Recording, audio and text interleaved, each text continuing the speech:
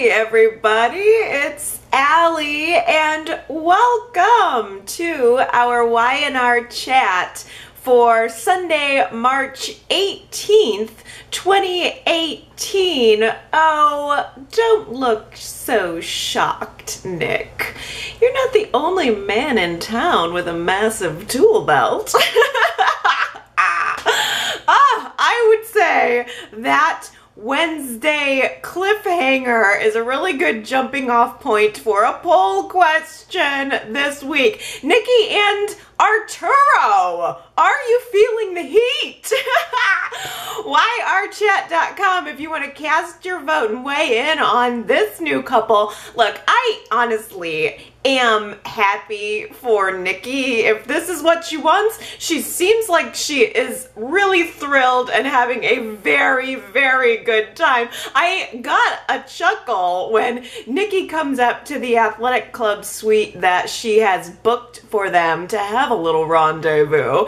And it seemed like it was kind of an impromptu rendezvous. She just slipped him a key card while they were working out at the athletic club gym. And Arturo comes upstairs. He's freshly showered. Nikki gets to walk into the suite and she has this like fresh, clean, probably good smelling young man waiting for her. He's just standing there in it, nothing but a towel around his waist. And she just comes up to him and they embrace and the camera pulls away from them and shoots, like shows us a frame of the bed where Arturo or Nikki has tossed his towel. So I really enjoyed the picture that was in my mind of Nikki standing there in her blazer holding this naked young man. It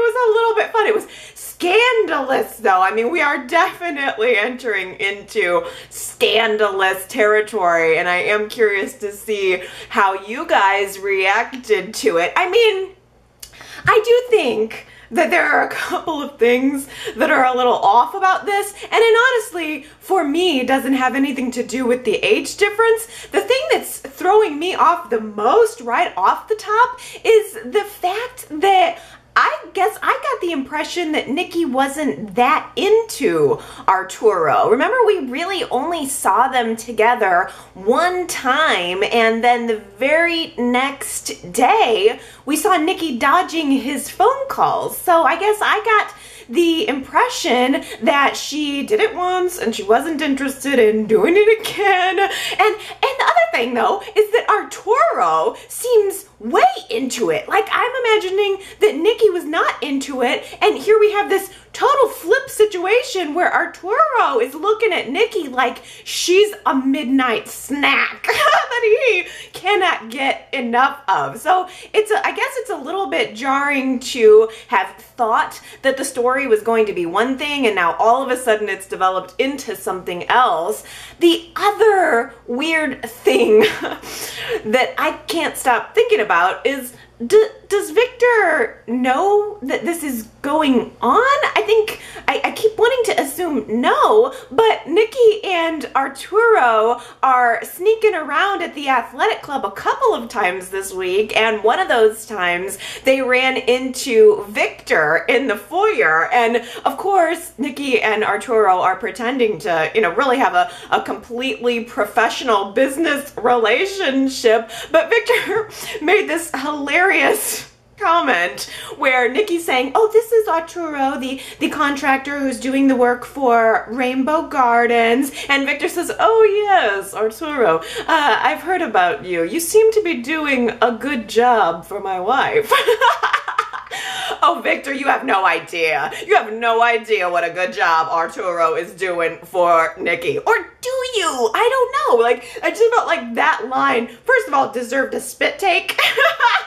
It deserved like a or something going on in the background. But I just thought, okay, well, is there any chance he is on to this? What conversations have Nikki and Victor had about their open relationship? Because if Victor doesn't know what's going on, then isn't it super deceitful of Nikki. Like, I completely understand that Victor and Nikki have an unconventional marriage arrangement that has been established. But I want to know, does that arrangement include seeing other people? I mean, maybe it does. Nikki did mention to Victor that he should go ahead and pursue Ashley, so maybe she was trying to tell him in a very nice way that she was intending to pursue other people, but I'm not sure if Victor is hip to that or not. And I mean, say what you will about what a jerk Victor would be to be married to, and I am not arguing that. You will get no argument from me whatsoever about how difficult it would be to marry that man. She's been through a lot with him. She's put up with way more from him than any other woman on the planet probably would have. But I don't ever recall in all of the years of my watching the show, Victor blatantly cheating on Nikki in like a repeated way. Like, I don't ever remember Victor having an ongoing affair secretly with someone while they were married. Do you? I don't know. It's a slippery slope. Really slippery slope. And I don't want anybody to get hurt. I don't want Nikki or Arturo or Victor to get hurt. I just wish it was maybe a little more open and transparent so that that wouldn't happen. And the thing is, like, before Arturo even got there, when they had that little run-in in the foyer of the athletic club, Victor seemed really into Nikki. There was a moment where he was commenting about how good she looked and the fact that she's been working out and she's positively glowing and it really agrees with her. And I don't know, I kind of got the impression that Victor wished that they were on the slow road back to getting together, and if that's the case, if that's where his mind frame is, I just feel a little sad for him. Plus, Nikki's not exactly being discreet about all of this. She's having an affair at the club where the entire family belongs. I mean, every one of the Newmans, all of her friends, everybody she knows goes to the athletic club on a regular basis, and here she thinks she's being sneaky, having this affair, and she's actually not even doing that good of a job at it. She can't even wait to get into the private suite that she has booked for she and Arturo before she starts making out with him. Like, they're starting the party out in the hallway, and poor Nicholas just so happens to get a big ol' eyeful of what his mom is doing with his little buddy Arturo. And that's the other weird thing about this story. I kind of wonder if maybe Y&R did some screen testing or just was testing us with this first set of Nikki and Arturo and then went away and retooled a few things and brought it back, because I'm a little off-put by the fact that Nick and Arturo are suddenly friends. When we saw them together last, Nick and Arturo hated each other, and then Arturo disappeared for a couple of weeks, and now he's back, and it's like, I don't know, I feel like Nick's this, like, high school boy finding out that, oh my gosh, one of his buds is sleeping with his mom while his dad's out of town. Hey, at least this gives Nick some leverage to get Nikki to back off of his blooming relationship with Sharon. Ladies and gentlemen, the sexy hijinks have already begun at Sharon's cottage house. What do you know? Practically as soon as Nick moves in, the furnace breaks. The house is freezing. Sharon was probably down in the basement whacking the furnace with a wrench, trying to get it to break just so that Nick could be a manly man and come to the rescue and fix it. But it was really funny on Wednesday's show, the way Nick comes downstairs in the morning in his tank top and Sharon's standing in the kitchen in a hat and gloves, and Nick says, "Is it a little cold in here?" It was almost almost identical to what we talked about last week about the sexy hijinks. Like, you know, Nick's gonna come downstairs without a shirt and Sharon's gonna be drooling or something. It was very similar to that, but Nick, he's got all of this experience with running Rainbow Gardens, so now he's able to be a Mr. Fix-It. So he saves the day, he goes downstairs, he presses the reset button on the furnace, who knew? And Sharon was so impressed. I mean, what a man, right? Nicholas Newman, you can still bring Sharon the heat. I thought it was adorable. I really like Nick and Sharon together. I hope that when it comes to Nick and Sharon, we're on a slow road back together. And if this is the kind of hijinks that we're gonna get with them living together, I'm coming around to being okay with it. I mean, we gotta take it as fans as a word to the wise. Arturo isn't the only man who knows where the reset button is located. Consider me shocked. Genuinely, truly, fully shocked. I never would have guessed at this time last week or at any time in the past that Devon would have agreed to Hilary's proposal. He has apparently taken some time to think about his future, to think about what he wants, what he doesn't want, and he agrees to give Hilary what she wants, to give Hilary what she asked for, a sperm deposit. I just didn't see it coming, especially based on the reaction that he had when she brought it up in the first place. I just thought, oh, well, that idea is kaput. There's no way they're gonna go forward with this. And Y&R is going forward with this. It's such an unconventional storyline. You have to give it that. It is original. I don't think that we've really seen anything quite like this. We've always had stories about the woman wanting to have the man's child, and typically she just would have gone and stolen the sperm. What a unique twist that the woman just straight up asks for the sperm and the man gives it to her. It's just, it's bizarre. But of course, it has this one condition attached to it. Devon has one condition attached to it that we know will probably never happen in reality. Devon and Hilary will be co-parenting, but they will absolutely not, under any circumstances, be getting involved in a relationship. Yeah, right. As Mariah said so aptly when she found out about this arrangement, that's a total lie.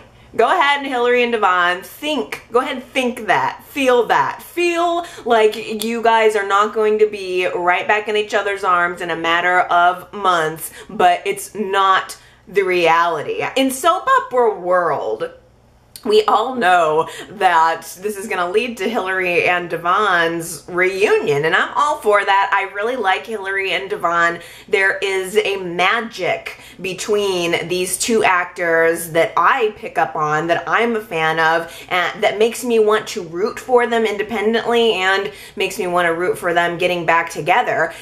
I also am thinking about this story in terms of, well, what if it were reality? What if this is something that was actually going on? And I can't help but think that it's a really dangerous idea in reality, mostly because Devon and Hilary are starting out this really major thing with being not on the same page about a very important point. Hilary, 2 weeks ago, was declaring her unending love for Devon, her desire for Devon. She stood there in his office, unburdening herself for the first time, telling him how much she actually does think about him and care about him and how much of a role he plays in the future that she sees for herself. And then on the other side, we have Devon being very, very clear that he does not want that with Hilary. He does not want a relationship with her. And if I'm supposed to take that at face value, then if this were reality, this would be kind of a bad idea. I would worry that this arrangement would not be healthy for either of them, because raising a child is already so hard and so complex, and it doesn't really matter how business-minded Hilary and Devon are about it, how airtight the contract is that Michael's going to draw up for them.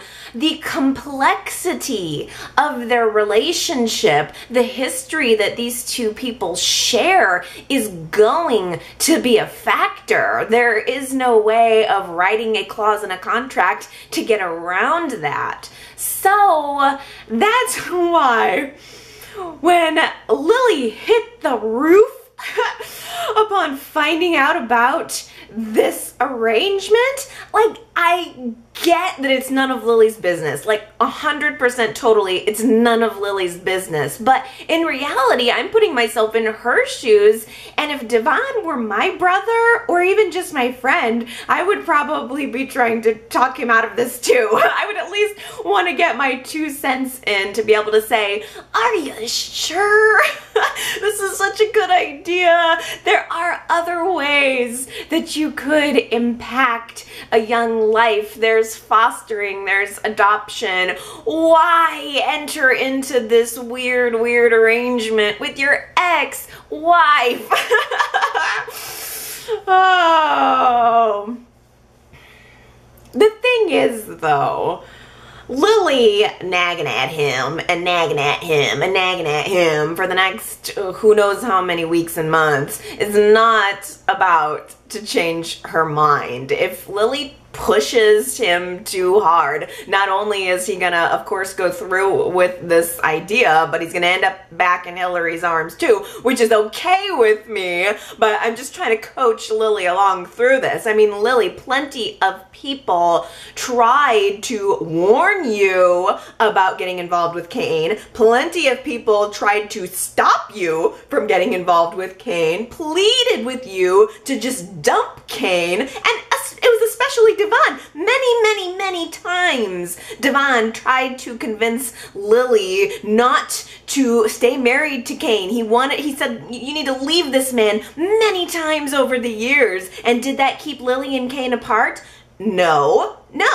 It would never work. So yeah, I think that this is a losing battle for Lily. And plus now she's got this job that's folded into it. She can't really continue to harp on Devon for his life decisions when he is when he is her brother, but he's also now her boss. So that creates an extra level of complexity there that may convince her to pull herself back. But Lily's not the only Winters family member who could potentially have a problem with this, because when Lily was talking to Devon about fostering a child or adopting a child as an alternative to this idea, it made me think, well, how is Neil's return going to factor into all of this? Because I did read an article that Christophe St. John is coming back. I think that Y&R is trying to work with him right now to fold him back into the story, so I'm gonna imagine that we'll be seeing him maybe within the coming month or two. And if that's the case, first of all, excellent. I cannot wait to see Neil again. Like, I want to see his face. I want to see what his demeanor is going to be like. And there's also the factor that Neil is not Devon's biological father, and yet Neil went on to be the single biggest positive impact on Devon's life. So I wonder if Neil will come back and try to give Devon that perspective. Will the timing even work out for that? Will Neil be back in time to put in his 2 cents, or will our next generation bundle of joy already be on the way by then? I don't know. And I also have to say, when Neil does return, where is his office gonna be? Because Devon Hamilton is a billionaire. He has like as much money as Victor. Why can't he afford more than one office? Why is he trying to cram all of these people into this one little office? It makes me nuts that Tess is working out of that office, plus Hilary, now Lily, even though he moved back the wall, and himself, and then Neil, and then you've got poor intern Charlie, who's going to be coming in and out of there. I laughed out loud when Charlie found out that his mom was coming to work at Hamilton Winters, and he was understandably bummed out about it because his cool job went from being cool to like a downer in a matter of minutes because his mom was going to be roaming the halls. And then Maddie reminded him that with Lily starting a modeling agency means there will be models at the office, and his little eyes lit up at that idea. That was adorable. Hey, by the way, so no more Shauna? What happened to that? Like, was that literally just a 1-week plot device to push Hilary and Devon together? And if so, mission accomplished. Victor confronts Victoria about all of the evidence Abby has provided to him about Victoria's collusion with Jack. I really thought that Victor already knew about that. I was completely convinced, but apparently not. Apparently he was surprised to learn what his daughter was up to, and probably, it seems, because he didn't really want to believe that she would go through with something like that. But when confronted, she readily admits, yes, I was working with Jack. I didn't, I did it because I still think that Ashley is a threat to our company, and I did it. Yes, I did it. Victor was really, really unhappy with Victoria. He immediately calls Ashley. Remember, he's fired her for something that she didn't actually do. So he calls Ashley and begs her to come back to the company. Just, I'm sorry, you're not going to have to deal with Victoria anymore. I made a mistake. Come back to the company and we'll make it better. But Ashley is playing hardball. Ashley is here to play hard. She tells Victor that she would not even consider coming back to Newman Enterprises unless he fires Victoria, unless he fires his own daughter, his right hand, the person who's been there at Newman more than any of his other children and probably longer than any of his other executives. Victor doesn't want to do that. He didn't jump at the opportunity, to his credit. I mean, this is obviously something he doesn't want to do, so he tries to find a way around it. Victor literally drags Victoria practically by her ear over to Ashley's house to force Victoria to apologize to her. Didn't something about that just seem so juvenile? Like, again, it's youth antics going on here. And of course it didn't work. Victoria did her very best to apologize, knowing that Victor is standing right there behind her, but Ashley can see that it's not fully genuine. Victoria isn't really sorry for what she did. She probably still thinks she was completely justified and is more sorry that she got caught. So Victor is still left grappling with Ashley's ultimatum that she has thrown down. Either fire Victoria or I'm not coming back to the company. I am just shocked that Ashley would think that would work. at all, and that Victor was really even considering it. How could Victor even consider keeping Ashley over Victoria? He was talking to Nikki about it midweek and weighing the pros and cons. Like, it's essentially a choice. Who does he want to pick, Victoria or Ashley? And he said out loud that he feels Victoria is the better executive. She's the bigger asset to the company, but Ashley has proven herself to be more loyal. False! False! How can you even think that? Victoria has been Victor's most loyal soldier over the years. How many times has Victoria forgiven the sick, twisted, vindictive things that Victor Newman has been caught doing, and now he would, because of one incident, consider Victoria disloyal? That drives me nuts. I think that's kind of a weakness of this whole storyline right here. But, I mean, the fact remains, he is left with this choice, Victoria or Ashley, and he actually ends up taking a suggestion from Nikki, which is to, in a way, let Victoria choose her own punishment. He calls Victoria into his office and says, here's your choice.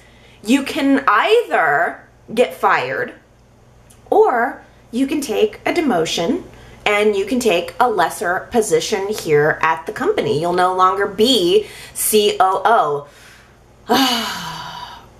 I just cannot believe that Victor is that he would do this. I mean, what do you ultimately think that Victoria will do? What do you think she'll choose?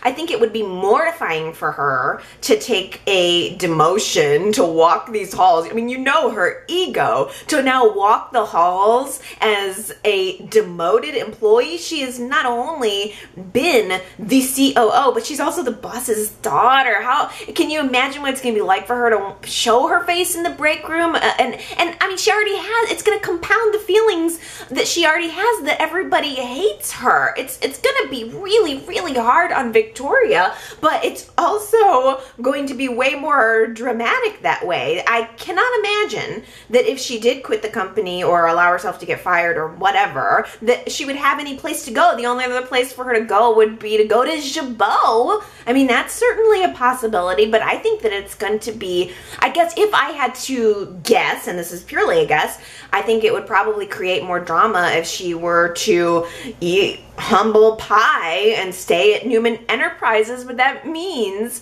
she would be working under Ashley and Abby, and both of those women want to eat her alive. I don't know. Maybe going to Jabot would be better for her. She seems to have a decent working relationship with Jack. That would make an interesting, flip of the dynamic with the Abbotts and the Newmans working together against each other in a way. Or, I mean, I don't know though. Maybe it's either going to be that. Either Victoria's going to pick herself up and go to war with Jack, or she is going to get served some karma working under Abby and Ashley, and I think that would drum up some sympathy for her where the fans are concerned. I'm just so very surprised that Victor would let his pet Victoria fall out of favor with him so easily. Even if she did collude with Jack, how many times did Adam do the exact same thing and Victor was still begging him to come back to the company? I think that in a way, Victoria kind of does understand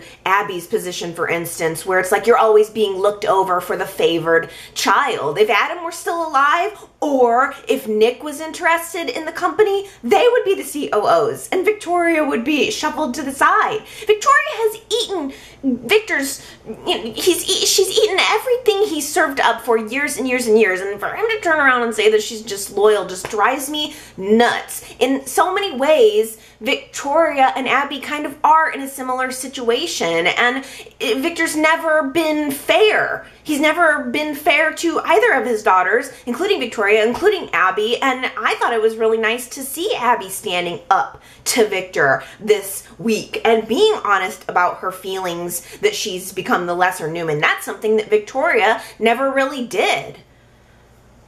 Ugh, I don't know.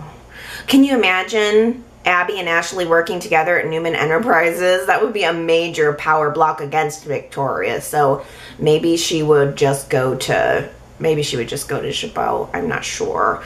And if that's the case too, Ashley's preparing still to sue Chabot. As soon as Victor fired her, she was threatening to sue him. She was threatening to sue Jack. She is sue happy. Like a couple of months ago, Ashley was secret board meeting happy, and now she's sue happy. It's just, I guess it's just the way she operates. If she does end up taking Victor's position, I mean, either way, Ashley wins here. And if she ends up taking Victor's position, then she's probably not going to sue him. But I do think she would continue to sue Jack and to sue Chabot. And if that's the case, then what's the dynamic going to be like at Chabot? We did learn a little bit of casting news a couple weeks ago, and I don't think I mentioned it, that Kyle has been cast. We were predicting it. It was a little bit obvious, but they actually did cast an actor. His name is Michael Mealor. I didn't know him. I haven't seen him, but you can certainly Google him. He's a nice looking guy. I think I'm kind of getting a Kyle vibe just from his look. So either way, no matter where Victoria lands, we're gonna have some kind of dynamic going on at Chabot. If Kyle is back, how's he gonna play into the family business? How's he gonna play into this family drama? Is he going to end up being an ally for Jack? I don't think so. I got a feeling when Kyle comes back, Jack's going to have a whole new enemy. Victoria's life is about to go from sad to sadder because Victor takes it upon himself to inform JT that Victoria has not only been lying to her father, but she's been lying to him too. She used JT as part of her plan to frame Ashley, and all of this, as JT is learning it, is playing right into his feelings of insecurity that he already had in this weird relationship. He feels like, and has said, Victoria doesn't respect him enough to be honest, or maybe even enough to involve him, and all of this is just validating the feelings that he already had. There was this creepy scene where JT is sitting at Victoria's house in the dark, in a chair, just brooding. He was even a little bit drunk, and he's just sitting in the chair looking angry and looking at the door and waiting for her to come home, and probably circling around in his head all of the things that he's gonna say to her and just lay into her. And when she does get home, you could tell she doesn't really know what to say. She wants to reassure him, but he is really, really angry. And to me, it seemed like he was taking everything that he had to just keep as much of it as he could on the inside. And it was scary because, did you guys think, what is this guy gonna do? Is it like, was I the only one who was nervous that he was going to lash out violently? Maybe not even at her directly, but I was afraid maybe he was going to throw something. JT is always a boiling cauldron of anger, just waiting to bubble up and over. Thankfully, he did not do that. But it was still sad nonetheless. Victoria, again, can't really say anything to make it better, so she's just begging him to forgive her, literally begging him, looking at him with these big blue watery eyes. And the way the scene was set up spoke a lot to the power dynamic in their relationship. JT is just sitting on this little bench chair, and she is on the floor but beneath him, kind of like on her knees, looking up, begging him to forgive her. And it just said everything in that scene. It just said everything right there, the way that it was blocked, the way that it was positioned. And she just says to him, "Are you going to leave me over this?" And he looks at her and he says, "What do you think?" And then he disappears and doesn't show up at work the next day. What do you think? What the hell does that mean? What the hell does that mean? He just said something without saying anything. It just felt cruel. If you're gonna leave her, then say you're gonna leave her. If you're not gonna leave her, then reassure her. He just left it hanging in the air. I felt bad for her, especially because he's gonna come crawling back next week. He will come crawling back. But we all know that he's still working for Paul and Christine. He probably has to come crawling back, or maybe he feels like he has to come crawling back. He still shares a child with Victoria. And I'm trying so hard to understand JT, to understand what he's going to do, to understand what he's even doing at all. Is he going to end up taking this information about Victoria to Paul and Christine about Victoria's attempted frame job? Like, if he can't bring them dirt on Victor, then he's going to try to bring them some dirt on Victoria. And what kind of dirt is he looking for anyway? This week, we had a scene where he was snooping around in Victor's office. He finds nothing, but it's been a month of him finding nothing. I think this whole ruse is going on for way too long, and I don't get it. I don't get it. I think that it's time for JT to either prove that there is a legitimate legal impropriety that is going on with Victor and his company, or JT needs to be a man and tell Paul and Christine that he is not going to be their stool pigeon. Like, I don't want to strip away JT's humanity in all of this, because his actions have been very confusing to me, but he's a human and I want to understand why he's doing what he's doing. And I just keep thinking that at his core, somehow, some way, JT is going to be revealed to be a good person, yet maybe whatever is going on with him medically, compounded by this ridiculous spy job that he's got himself caught up in, maybe it's just turning him into the kind of person that I know he doesn't want to be. Flashback to a much simpler time. Dina is the belle of the winter ball. She is merely a teenager dressing for the biggest dance of the year. She is waiting for her beau to arrive, waiting for John Abbott to arrive to pick her up, take her to the dance, marvel in her beauty, have a wonderful romantic evening with him. And I so wish that were true, because the reality is almost too much to bear. In reality, Dina has lipstick smeared all around her beautiful face, on her eyes, on her cheeks. She is elderly. She is suffering from Alzheimer's, and her beloved John has passed away years ago. I don't even know what that must feel like for her family, because in that moment Dina was happy, but the family knows that it is actually tragedy. Ashley and Abby and Tracy, who is coming back onto our screens a lot lately, and I'm very grateful for. I really like that she's become more of a regular. But the three girls made a very conscious decision to let Dina have this fantasy.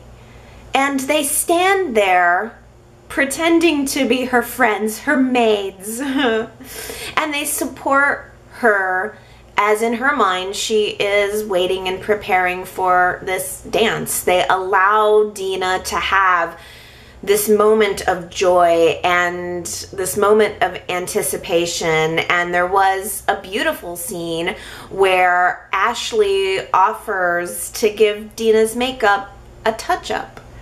And Ashley just takes a makeup wipe and she's tenderly wiping the lipstick smears away.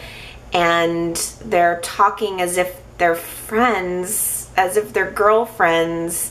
And the context of what's going on is so much deeper and so much richer, and there's so much more history there. And Ashley says to her, as she's wiping away the lipstick on her cheeks and on her face, Ashley says, you know, you used to do this for me when I was younger, fixing my makeup, and it made me feel pretty and it made me feel good. And Dina said, I like that. You know, it was a conscious decision to make Dina feel good. And in that way, it was a victory. It was a small and unexpected victory that Dina felt good. And it was an interesting, you know, that moment between Ashley and Dina also became an interesting role reversal. We talked last week of Jack's comment saying that was with Alzheimer's, there is this role reversal of the child becoming the parent, and that was very apparent in that scene between the children and Dina. It was making me nervous because Dina thinks that John is on his way. She thinks she's on her way to this dance, and she starts to become concerned that John hasn't arrived. And we as the audience, and Ashley and Tracy and Abby, know that John is not coming. And thankfully, Victor shows up at the door just as Dina is starting to get worried, and I'm starting to think, how are the Abbotts going to get out of this? Victor stands there at the door. Dina's looking at him. Ashley's standing behind Dina. She gives Victor the just go along with it gesture. And Victor just goes along with it in the most wonderful way. Victor immediately understands the situation. He immediately is able to pick up on what's going on. And he just willingly and wholeheartedly embraces the fantasy, and in fact goes out of his way to make the fantasy the best that it can possibly be. And I don't think he did it just for Ashley. I think he did it also for his old friend Dina. Victor has an independent relationship with Dina that there's a lot of history there, and I think that I would like to think that Victor did it for her as well. Victor informs Dina that John, he can't make it. He's working on a school project, and you know he needs to get good grades so that he can get a good job and provide for the girl of his choice. And Victor tells her that John has sent him in his place, and he wants to make it a magical evening for her, and he does. Victor chariots Dina off to the top of the tower, which she thinks is, I guess, like the school gymnasium or wherever the dance is taking place, and he offers her this lovely corsage, just making her feel good, making her feel like she's the most beautiful girl at the dance. Her favorite flowers, you know, a handsome man. She is just in her element, in her mind.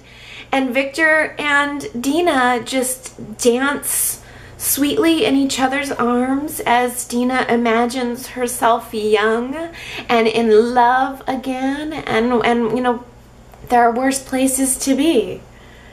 There are worse things to think. And Ashley and Tracy are just sitting at a table off in the corner, looking on at Dina, doing everything that they can do to enjoy this painfully beautiful moment of tragic happiness. I didn't come here for the sea bass, Victor. Last week, Ashley stomped into the athletic club, interrupted Victor at his table to confront him about what his little passive-aggressive comment was, implying that she was being disloyal to Newman Enterprises, and he tells her to sit down and have some lunch, and she says, I didn't come here for the sea bass, Victor. I don't know why that comment made me laugh, but it did, and apparently a couple of you guys caught it too. So congratulations, T. Nicole, Henry, Angela, Anna, Aaron, and Jamie. You guys must have got a kick out of that moment too. Here's another quote for you this week. We'll see if you know who said it. Gotta love those endorphins, huh? Gotta love those endorphins, huh? If you think you know who said it, you can go to yrchat.com to leave your guess. And if you get it right, I will give you your congratulations on next week's Y&R Chat. Last week we had a Dina-centric poll question. I asked you guys what type of story you would like to see for Dina in the future, because we are at this point of quickening in a way, and Dina has obviously been a very popular character, and yet we are in the middle of her rapid decline. And so if you were the writers, what do you do with this story now that you've started it? 36% of you said that you would like to see a miracle cure or a significant improvement for Dina, and that was the majority vote. Most people just kind of want this to get better. That was 36%, but at 32%, there was quite a few people saying that they were okay having more coping with Alzheimer's story, that what's happening here is enough to sink your teeth into, that to tell a beautiful story, and just we need to accept where we are. We also had 25% of you saying maybe it's time to just say goodbye to Dina.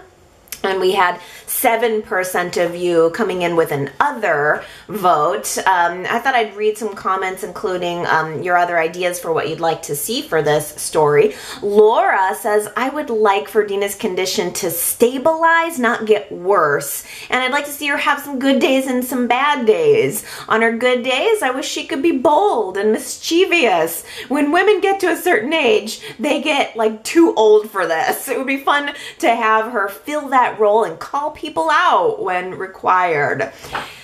Mary Ann says, I want the character to be moved to a medical facility or for care or for treatment. By not killing her off, the show maybe can go the improvement route if the writers later learn of improvements or treatments from research charities or organizations that deal with the disease.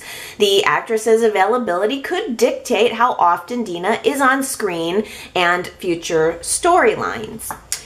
T. Nicole says this was a tough vote, but I voted more coping with Alzheimer's. I feel a miracle cure is not something I would like to see because it isn't realistic, and I'd like to see how raw and emotional this disease can be. However, I don't want to say goodbye to Dina yet, so that leaves coping with the disease. I do agree with others that it could slow down, or we could see Dina in a medical facility. There's just no going back once you start an Alzheimer's storyline. Angela says, I think Y&R should slow down the Alzheimer's story so that the character could remain on Y&R for a long while. I enjoy the actress, but eventually the character will die from Alzheimer's. I do like the idea of slowing down Dina's Alzheimer's. I think that would be a legitimate path to making the fans happy who like to see Dina, and also remaining true to how the disease actually is. And we certainly don't want to disrespect anyone who's going through this by saying, miracle cure, she's all of a sudden better. You know, I mean, Y&R's done that in the past, for instance, with like Sharon's bipolar. I mean, they do kind of take people, or Nikki's MS or Victor's epilepsy. We've seen them do that in the past, and it's a very big eye roll. And knowing that Mal Young has been through this with his own mother, I can't see him taking that path. So certainly I think maybe slowing it down would be a good middle way. Anna says, I wish the writers never painted Dina into a corner with this storyline. I realized that he was using it as an outlet to tell us about some of his experiences, but I wish he would have used an alternate ending, like Graham was giving her medicine that mimicked the symptoms. Now I'm afraid there's nothing left to be done but to say goodbye. Kara says, I feel like the writers have ruined this entire storyline with Dina. I don't want to see her go, but they've torn this storyline up. It's so choppy and random. I get that Alzheimer's is very cruel and unpredictable, but this story is really hard to follow. They're grasping, and they just need to put an end to it with what dignity they can. Oh, I think a lot of people were very touched by Dina's story this week. It was almost like a little story within itself, right? I mean, it requires no further follow-up. It's just a little, almost like a little vignette on its own. Becca says, after watching Monday's episode of Victor dancing with Dina, I'm reminded for a moment why I love this character. The writers make it so easy to dislike Victor these days, constantly building stories around his immoral acts. However, I really appreciated being able to see this side of Victor for once. Yes, Becca, I did get a lot of comments from people this week saying, hey, I was surprisingly happy with Victor this week. How often can we say that? Gary left a voicemail saying John and Dina seem like such cosmopolitan sophisticates that it's hard to imagine that they got married having been high school sweethearts, which is what Dina's implying, and I'm assuming she's remembering something from her past instead of making it up. But I just can't see that the Abbotts began with Dina and John as high school sweethearts. I would think they must have met each other in the boardroom or somewhere after college. I'm really glad that you mentioned this, Gary, because I was wondering the same. Is this, and I don't know if we'll ever know, was this fantasy that Dina was having based on reality, or is this something that that's a jumble of both? Were Dina and John high school sweethearts? I never picked up on that, never realized that that was the case from the continuity, and I don't know if we really ever will know. Gary also says, I cannot imagine the Academy not honoring Marla Adams for her performance in the situation her character is in. Yes, absolutely. I'm not sure when those Emmys are, but I think this is Emmy material for her, no doubt. Oh, let's switch gears a little bit here and talk about Devon and Hilary. Superplex had a good zinger here saying, every male resident must make a deposit at the Genoa City Sperm Bank. I kind of wonder, Superplex, if maybe when you have to open a local bank account like at GC Trust, at the GC Trust Bank, I wonder if you also side by side have to open a sperm bank account too. Like it's in the Wisconsin bylaws or something weird like that. T. Nicole says, you know, we can have all our opinions about Hilary and Devon having a baby together, but Lily needs to recognize that Devon is a grown man and just let him make his own decisions about his life. I don't recall Devon telling Lily she shouldn't be with Kane or being as cruel when it comes to Kane with all the mistakes he's made compared to how Lily treats Hilary. Please, Lily, don't interfere and let us see Hilary and Devon get together. This viewer has been waiting patiently for that to happen. I do remember Devon trying to convince Lily not to get together with Kane, but you do make a point that it was never quite as vicious and specific in the way that Lily is toward Hilary. She definitely has a distaste in her mouth. I thought it was funny though when those flowers arrived at the office and Hilary thought they were for her, and then Lily realizes, oh, they're from Kane, and she goes to grab them and she kind of whacks Hilary in the face with one of the flowers. The positive thing about them all being crammed into that office together is at least there could probably be some hijinks between Lily and Hilary. But yeah, I think it's in Lily's best interest probably to just zip her lip. However, that doesn't necessarily make for the best drama. Kara says, I hope that Lily is going to shake things up for once. Her character was so bland during this Kane and Juliet scandal. She hardly even raised her voice at Kane for knocking up another woman. But this baby that Devon and Hilary are planning to create, I think this could get Lily worked up enough to have a fantastic storyline. I hope the writers make this a huge thing. I'd like to see her do something totally crazy, like switch Devon's sperm or something outside of the normal good girl character. I'd love to see her act more like her mother, Drew. It did also occur to me, Kara, that Lily could get in there and switch that sperm. When she sort of started backing off of, like, realizing that she was not going to get anywhere with Devon and it was working in her, not in her best interest to do so, it did also occur to me, like, ooh, is Lily going to do something to disrupt this process? Is Lily going to pull a sperm switcheroo of her own? I don't know. I don't know where they're going with this, but I'm in for it either way. Let's talk about Nick and Sharon here. Also, I didn't mention this in the chat, but Superplex had commented about the unknown woman from the crisis shelter who was found dead. The police showed up at Sharon's house this week.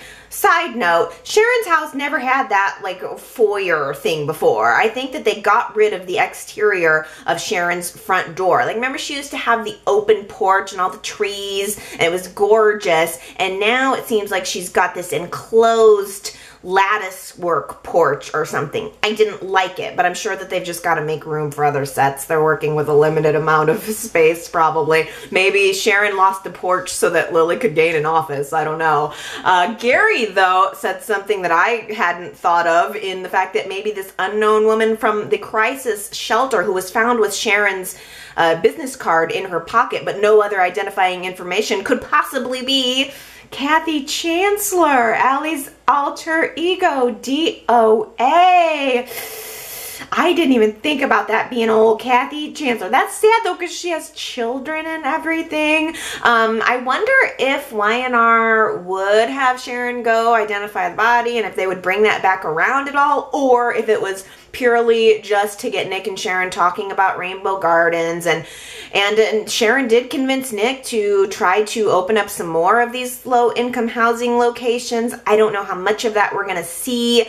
It also was something that Nick was supposed to talk to Nikki about. That's why he went to the hotel to try to find her and talk to her. He got off track when he saw her making out with Arturo, but he was supposed to be talking to her about these low-income housing units. I don't know if that's at all going to play in here or if it was purely just to send Nick on a reason to talk to Nikki, but yeah, we'll find out. Jamie says, I guess that the Nikki and Arturo not fans won't be happy this week, but I'll be honest, I'm not hating it. It's kind of one of those role reversals. Like, if it was a man, nobody would even think twice. But since it's an older woman and a young man, I'm like, you go girl, because Nikki and Victor are basically a political marriage right now, so I don't feel like it's that bad. Political marriage is a very good way to describe Nikki and Victor. It really is almost just like they're purely there for appearances only. I'm just not sure that Victor feels that way. Nikki and Victor need to have an actual conversation, and I need to see it, because I'm okay to get on board with Nikki enjoying herself. There's nothing wrong with that, but I want to know that there's some honesty in the air at least, and I don't feel like I've been given that yet, but we'll see next week. I have a feeling that maybe that's going to be a front burner story next week. I don't know, just guessing.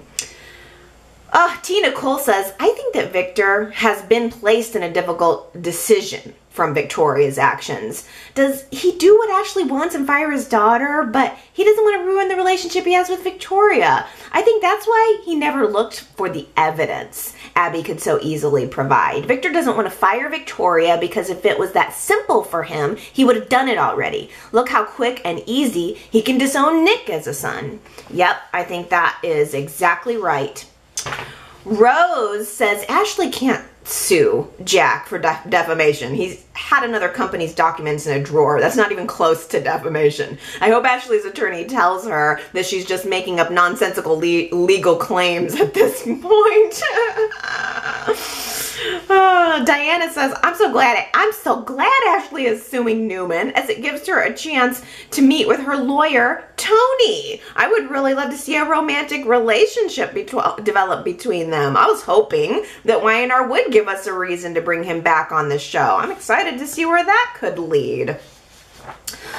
Ellen says, so, looks like Victor's gonna make Abby COO. Victoria will have to report to her. Ashley will come back and report to Victor like before. I just hope that Abby isn't as rotten of a boss as Victoria was. How about some leadership? Come on, Abby, show her how it's done. That is true. It is going to be a little bit sad if Victoria goes back to work and is treated the way that she treated others. I mean, I suppose that could be a learning experience, but the better way, I would think, to get someone to learn that lesson would be to treat them the way that you would want to be treated, to live by example. The golden rule.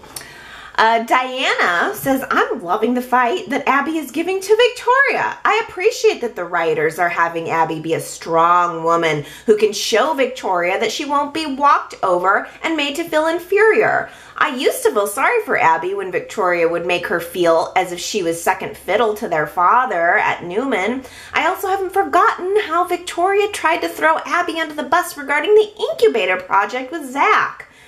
At the same time, Diana says, I like seeing Victoria be so vulnerable for a change. This is a side of Victoria we never see. It makes Victoria's character a lot more likable to me. And T. Nicole says, when we saw that shot of JT sitting in the dark waiting for Victoria to come home, my first thought was, he looks dangerous. It could be because Victoria was in a toxic relationship with JT, and it appears that it's getting worse and worse. I did feel for Ashley and Victor with the aftermath for what Victoria did, but I just couldn't find any sympathy for JT being lied to. I actually felt more for Victoria, seeing her all teary-eyed trying to talk to him. Yes, Marianne says, I wonder if the writers are currently struggling with how to end JT and Victoria in case the character is not in for the long run. I can't tell if he's going to be a future domestic, physical, verbal abuser, local womanizer, or future keeper of secrets for extortion from local citizens, drug dealer, user, or assault, murder victim. I don't think JT will have a happy ending regardless. I never found Mac that interesting, but I do think that during the March 26th week, we'll want to hear what Mac has to say about JT. Marianne, you know, I think you kind of hit on what you hit on there is the fact that we don't know who JT is. We straight up don't know who JT is, and I'm really curious to know what Mac's going to say about him. Not because I really care that much about this Mac, but just more I need some resolution on what's going on with JT. Marianne is like my roving Y&R reporter. I never end up seeing the news of like what's happening and when, but Marianne sent me a link to an article that apparently what we're doing for the 45th anniversary Y&R celebration is going to be based around a party for the centennial of Walnut Grove Academy. And that's what's going to bring the characters together for our big 45th anniversary bash. That kind of ties in a little bit to Dina's episode this week. I wonder if she was going to Walnut Grove, and then we've got all these other people coming back for that are associated with Walnut Grove. That's definitely going to be interesting. I think that's a good way to tie it in. And apparently that's going to be the week of March 26th. So maybe that's starting at the end of, or the beginning of next week. Not this upcoming one. Oh, Marianne also let me know if there's any Price is Right viewers out there that Melissa Ordway, Abby, Daniel Goddard, Kane, and Michelle Morgan Hilary will be on The Price is Right on March 26th to honor the soap's milestone. I'm kind of excited about that, and I absolutely am going to be tuning in for that. I kind of I like The Price is Right. I think Drew Carey is so charming, and I think it's a fun show. So I'll be watching that, and for a lot of reasons. Also because I'd really like to see Kane spin the wheel. We had a short week, but I'd like to think that we made the most of it. I certainly did. We only had 3 episodes, and so I spent my other 2 days of the week working on the website at yrchat.com. I have lots of changes that have gone on there. If you haven't been there lately, you should definitely go and check it out. First of all, it looks different. Second, I've made the comments a lot more interactive. There's lots of little new features there for the comment section itself. But probably most importantly, I worked on this week incorporating a club membership feature to the website, where if you are a regular Y&R chatter and you're interested, you can go to the website, apply for Y&R Chat Club membership, and that will make all of your commenting easier. You won't have to log in and enter the CAPTCHA code every time you want to leave a comment. I know that drives you crazy, Gary. Having to enter, like, do a little math problem or the scribbly text. It's not me. It's a software plugin. I don't write it. I'm not that tech savvy. So if you are someone who's a regular commenter, I want to make it easier for you guys, so you can sign up for the club and you can get a little bit of extra easy access to the commenting section. It also has a feature where you can fill out a profile if you want to add a little bit about yourself. Tell us who you are, where you are. I got a little questionnaire on there. You can fill out some info about your Y&R, when you started watching, who's your favorite character, favorite storyline, stuff like that.